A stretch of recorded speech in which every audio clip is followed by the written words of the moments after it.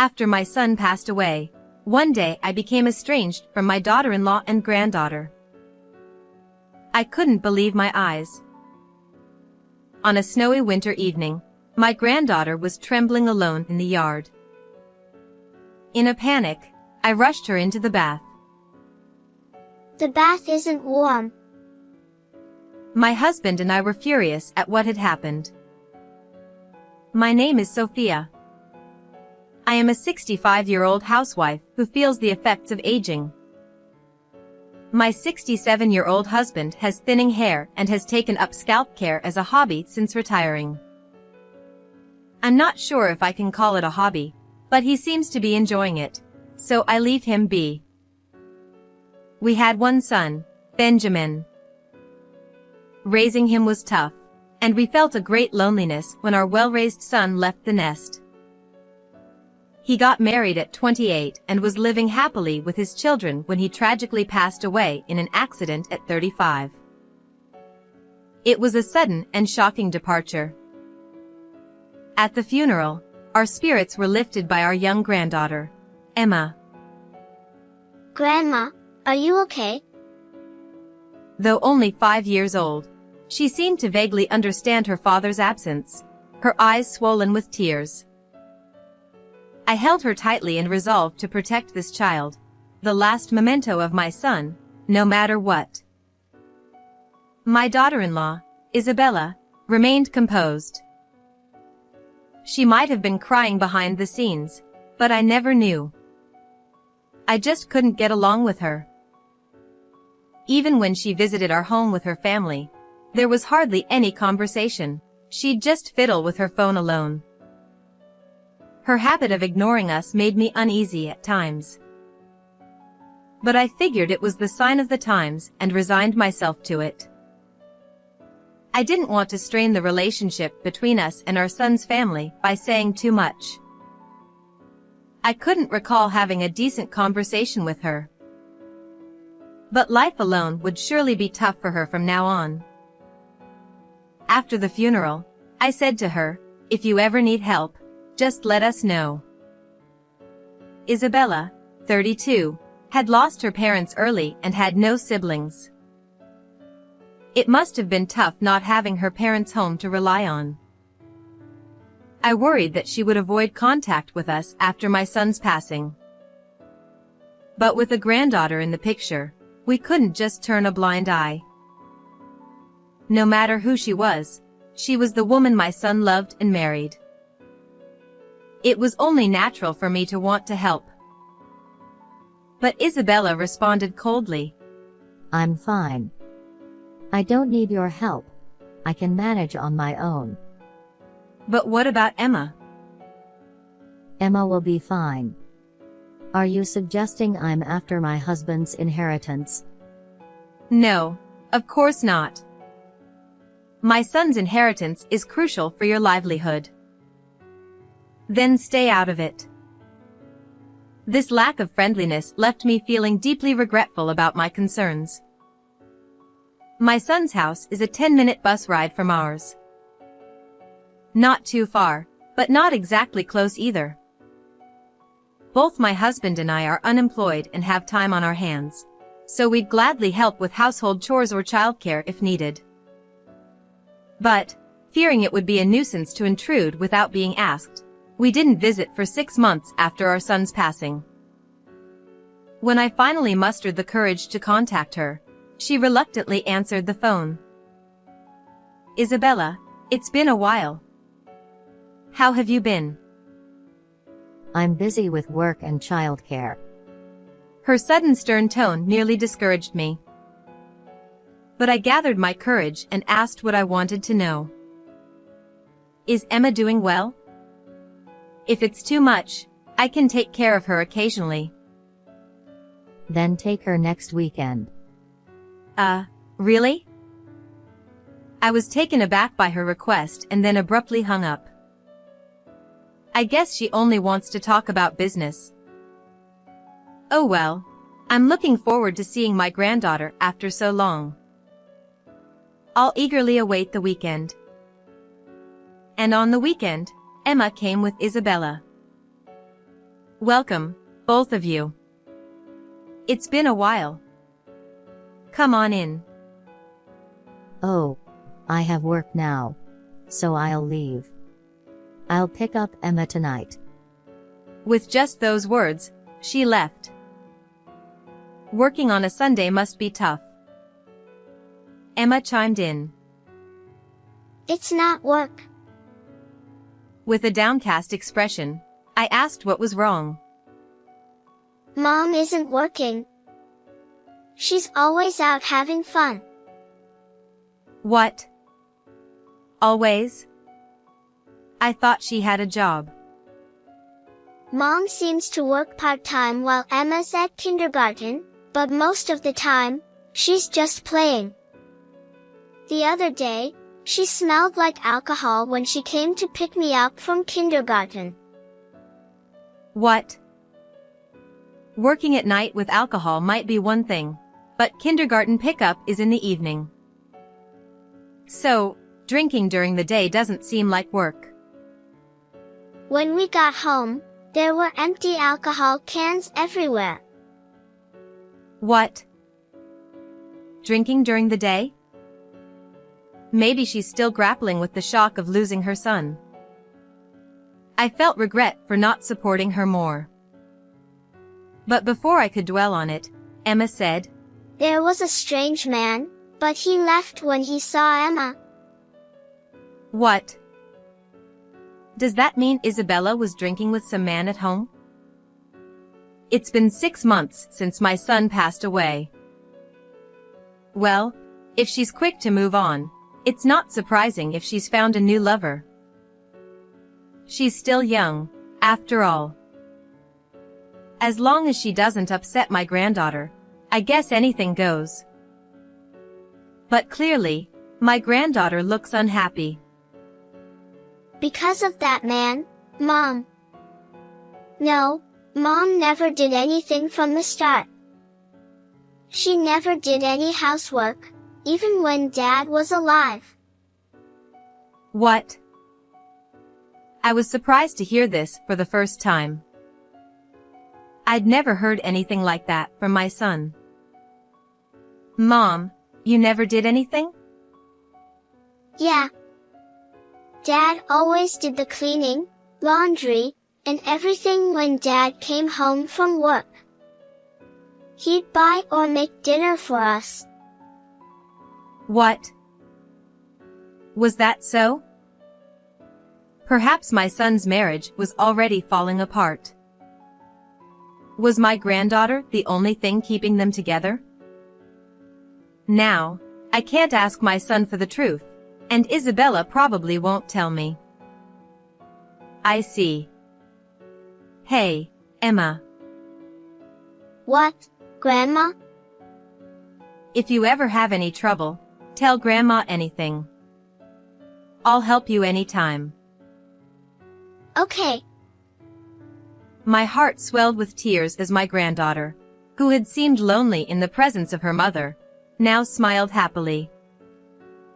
However, I never got to see my granddaughter again after that. Because I couldn't reach Isabella. She occasionally picked up the phone, but always with an annoyed attitude. Both Emma and I are doing well. So please leave us alone. And she hung up. I refrained from visiting out of consideration, and before I knew it, 2.5 years had passed. It had been 3 years since my son passed away. During that time, my granddaughter entered elementary school. I sent her a congratulatory gift, and in return, I received a photo from her entrance ceremony. In the photo, my granddaughter wore a backpack, smiling shyly. I was glad she looked well, but something about it bothered me. She seems embarrassed or nervous. She looks complex. Certainly. Starting school must bring a mix of expectations and anxieties, so it's natural to look complex. But it seems a bit different. Unable to pinpoint the source of discomfort, 3 years have passed since my son's passing. Becoming increasingly worried, I finally reached Isabella on the phone. Can I meet Emma? I told you. I'm busy. We'll come to pick her up for the weekend, even just for a sleepover. Emma is already 8 years old. She doesn't need that. Can you please stop contacting us? It's annoying. She hung up again with her usual cold response. My anxiety grew even larger. Is my granddaughter okay? Is she having a good time? With her attitude, I can't imagine a happy situation. Hey, would you like to go meet them once? Even if it inconveniences her, I'll leave right away if I see her looking well. So when I suggested this to my husband, he nodded and said, sure. He is reserved, but I know he's worried about our granddaughter deep down. Because we're a couple. Maybe my son's marriage wasn't like that. Thinking about it makes me lonely. Glancing at the photo of my son in the room, I decided to visit Isabella's place next weekend. However, we ended up reuniting with our granddaughter before the weekend arrived. It's getting cold tonight, I said, shivering as I looked outside the window. It feels closer when it's cold. I turned on the heating and headed to the hallway towards the bathroom. As I glanced outside from the glass door facing the garden. What? I exclaimed loudly and opened the glass door. In the snowy yard, I saw a figure that shouldn't be there. And it was a very small child-sized figure. Despite it being nighttime, seeing the child standing in the bright snowy yard, I hurriedly put on sandals and rushed over. Emma? Yes, it was indeed my granddaughter Emma. I hadn't seen her in over 2 years. She had grown taller but was very thin. What's wrong? Did something happen? Why didn't you ring the doorbell? What would you have planned if I hadn't noticed you? I started to scold, but there was no time for that. I quickly took off my coat. Oh, you're freezing. How long have you been out here? Come inside. That's good. Go take a bath. Okay. My granddaughter, trembling uncontrollably, nodded with chattering teeth. In this difficult situation where the conversation was difficult, tears threatened to well up, but I brought her inside to warm her up. Huh, Emma? My husband, who had just finished bathing, looked surprised at our granddaughter. Quickly, get a towel and change your clothes. Sure. Even if he didn't understand the situation, he must have realized it was serious. He hurriedly ran off. We had spare clothes for when Emma stayed over. But considering they were prepared a while ago, they might be a bit small, but it was better than nothing. Now, go ahead and take a bath. Can you manage alone? The changing room was warm from him having just been there. She visibly relaxed as she nodded and went into the bathroom. I can't believe it. No other words came out. The clothes my granddaughter wore were tattered and dirty. And they were too small. After she finished her bath, I had warm milk ready for her. After a while, when she came out of the bath, her complexion looked better, and I felt relieved. Thank you, Grandma, Grandpa. I got scared. It was Grandma who was surprised. You came so suddenly. What surprised Emma? The bath isn't cold, Grandma. Huh? What is she talking about? The bath isn't cold? Well, of course not. Cold baths. They might have cold water in public baths next to saunas, but normal households don't have cold baths. In summer, some people might use a pool instead, but that's a pool, not a bath. Especially in this midwinter, there shouldn't be a cold bath. Why are you saying that? Because we always had cold water at home. Huh? Mom says we can't use hot water. We've been wiping with wet towels in cold water. Even in summer, she says we can't use anything but water. What? Mom doesn't come home much. Sometimes she leaves food when she does, but mostly just leaves money and says, buy it yourself.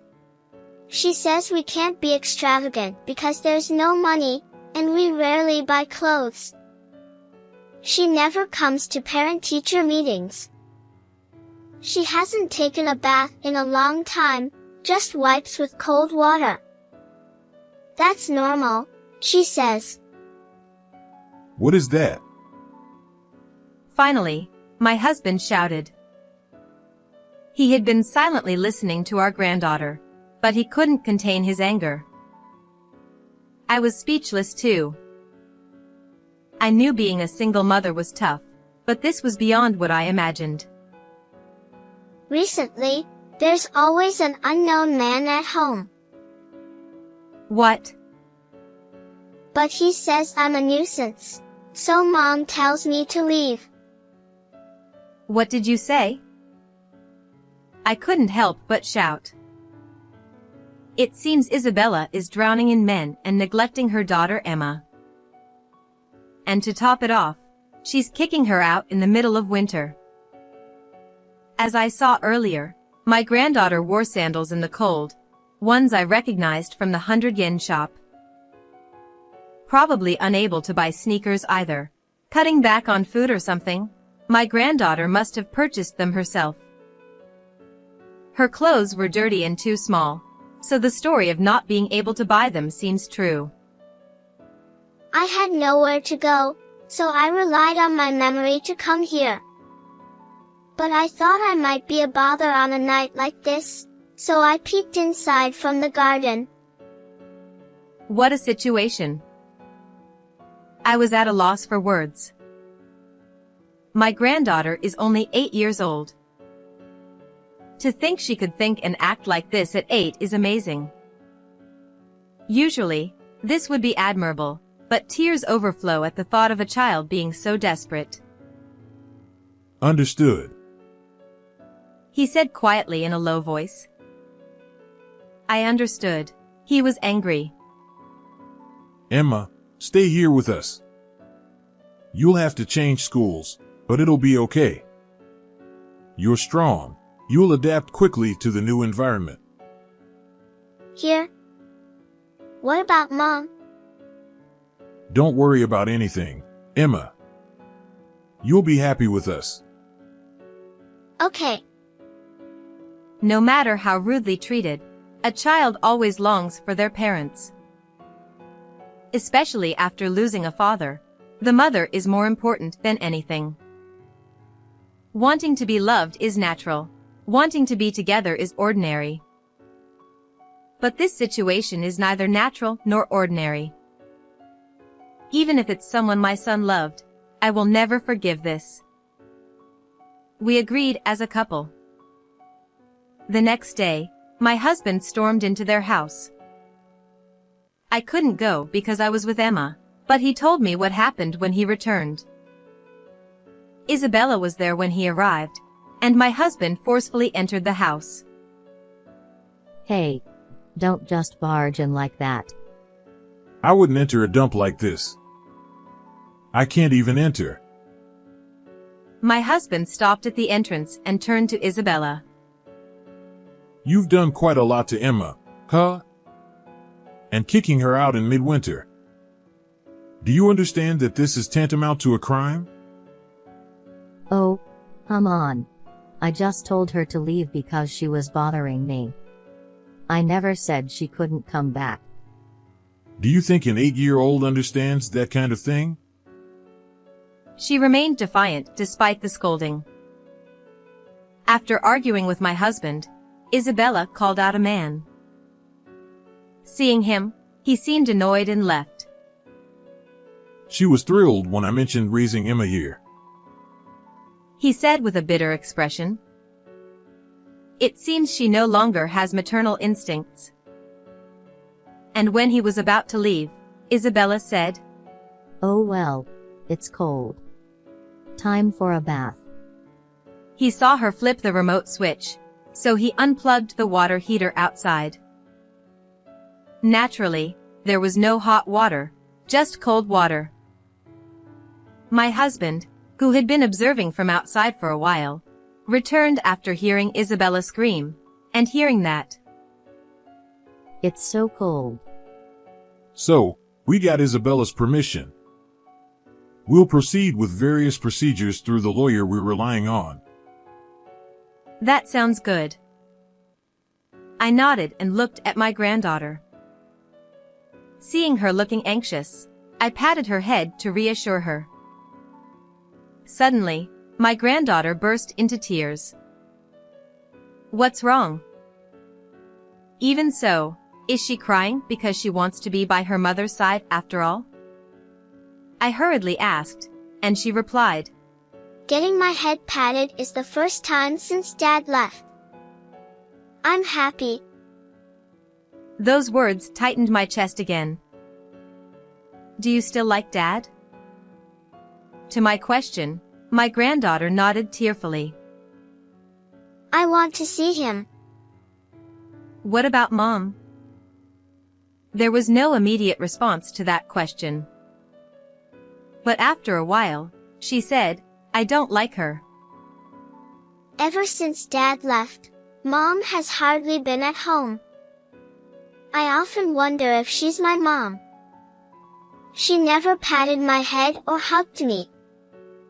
She's so different from my friends' moms.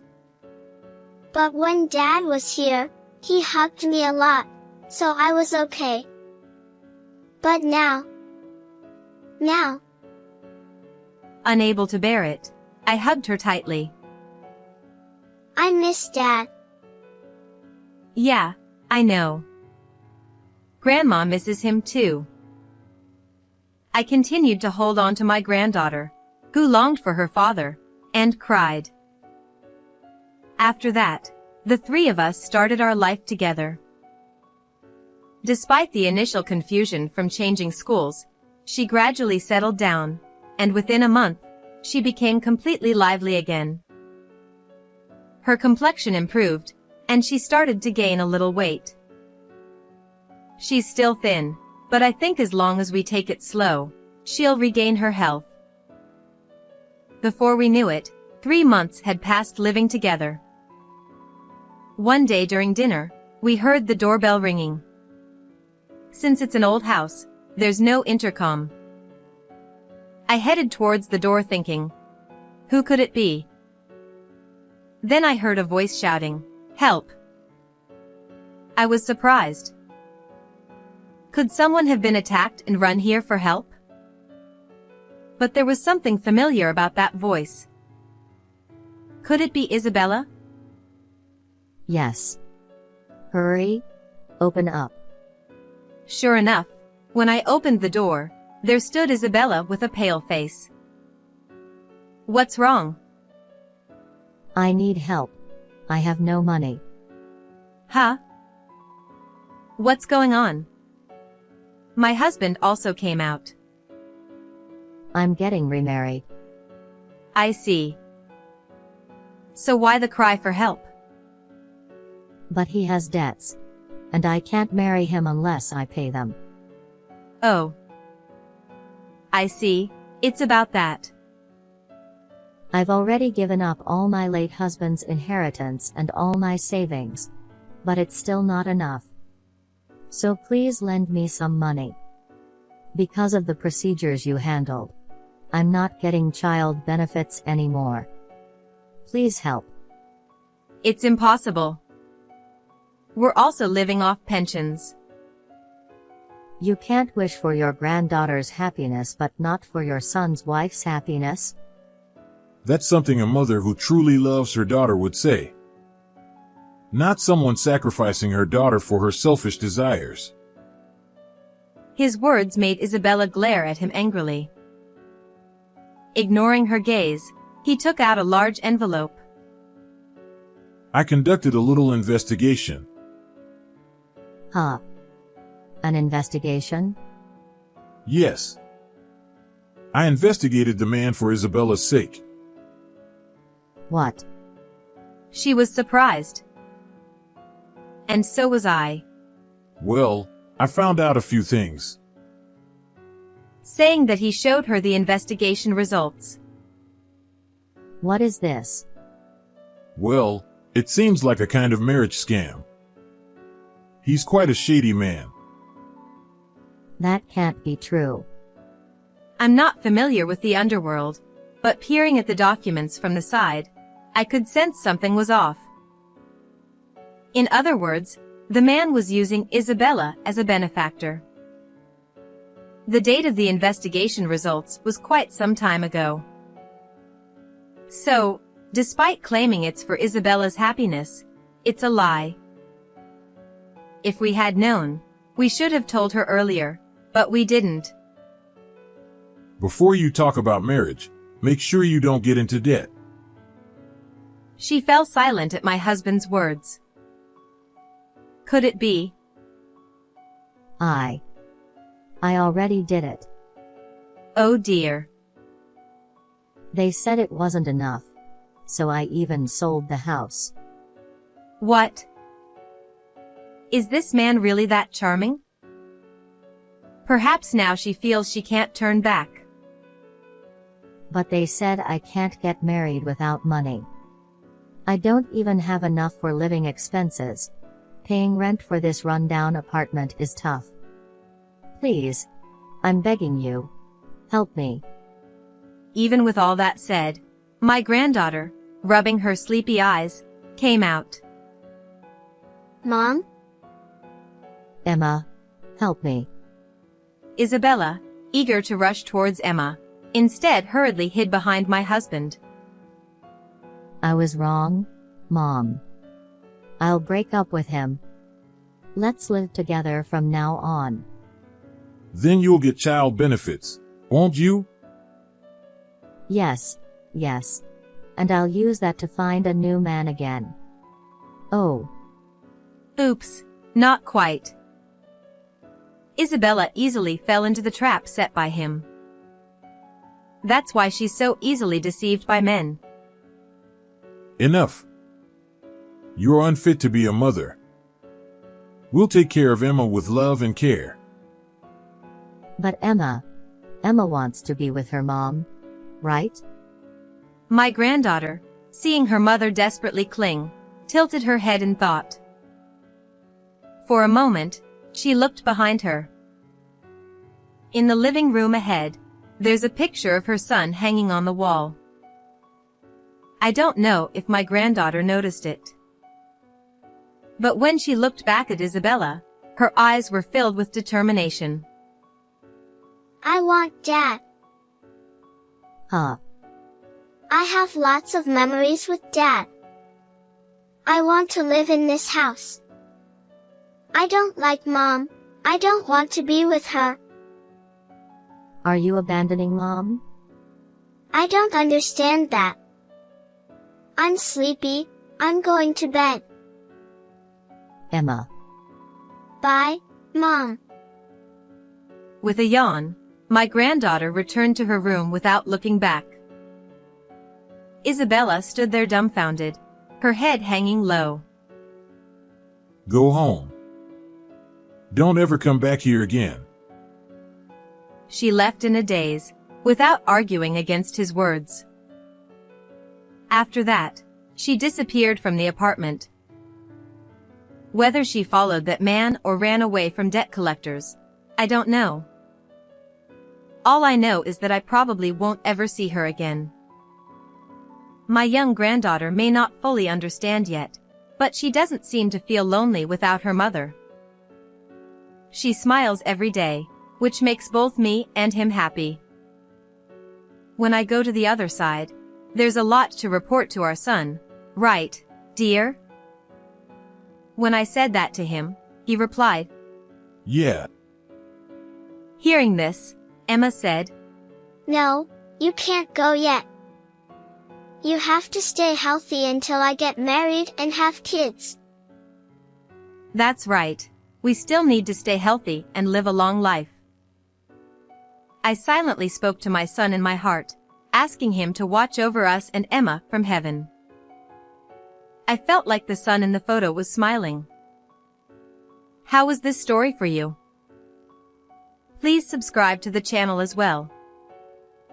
Well then, let's meet again in the next video.